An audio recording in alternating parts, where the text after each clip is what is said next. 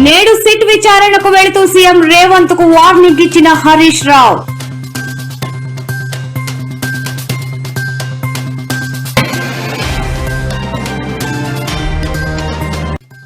Harish Rao SIT విచారణపై KTR ఆగ్రహం. Sitting జడ్జితో విచారణ జరిపించాలని డిమాండ్.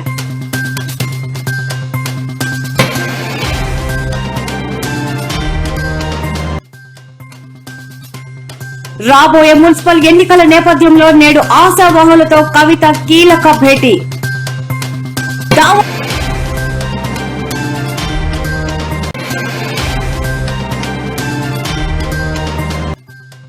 లో సీఎం చంద్రబాబు బిజీ. యుఏఈ మంత్రితో కీలక భేటీ.